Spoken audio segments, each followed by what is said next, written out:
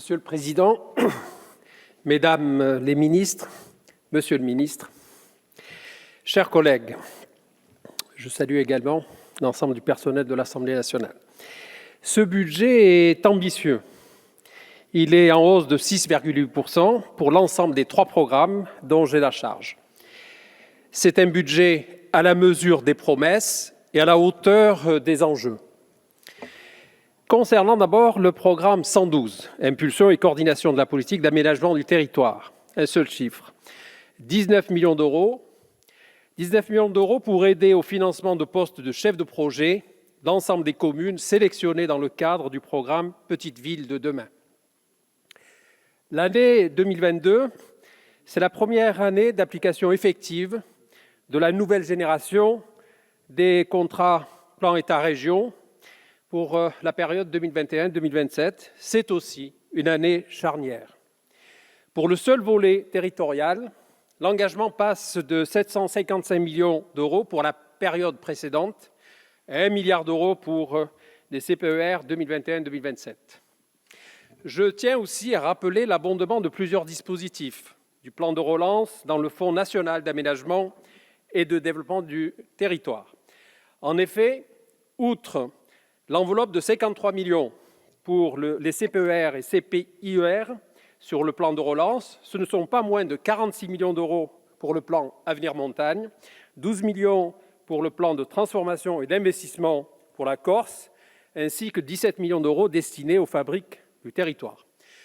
Sur le programme Intervention territoriale de l'État, on constate une quasi-stabilité en crédit de paiement et une augmentation forte des autorisations d'engagement liées au plan exceptionnel d'investissement en Corse, puisque 2022 constitue la dernière année d'engagement de ces crédits.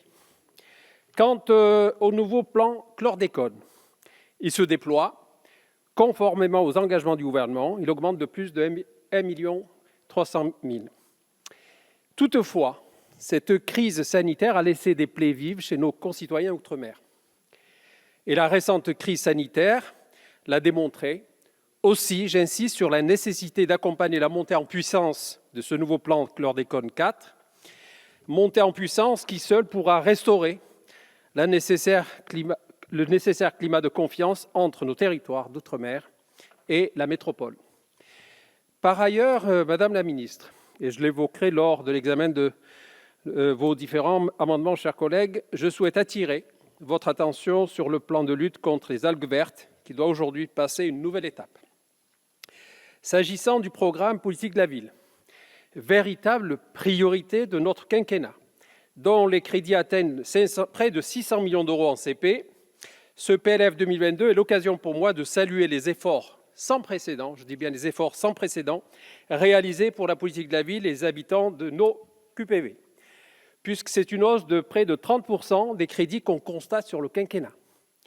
Depuis 2018, ce sont l'ensemble des ministères et des politiques qui ont été mobilisés. Cette mobilisation a été amplifiée par les annonces du comité interministériel des villes de janvier 2021, avec l'annonce de plus de 3 milliards d'euros de mesures nouvelles pour les quartiers. Je tiens aussi à rappeler que par l'adoption d'un de mes amendements en 2018, le NPNRU est passé de 5 à 10 milliards, puis de 10 milliards à 12 milliards grâce aux annonces du Premier ministre et à l'amendement du gouvernement. Le soutien au QPV dépasse de loin le programme 147 en réalité.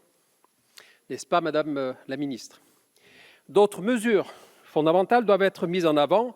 Et comment ne pas citer le dédoublement des classes, les autres dispositifs éducatifs, vacances apprenantes, cordée de la réussite, par exemple, le soutien à l'emploi via, par exemple, le dispositif Emploi Franc, les dispositifs soutenant l'entrepreneuriat dans les quartiers, le renforcement des effectifs de police dans les quartiers, de reconquête républicaine et la lutte contre les trafics.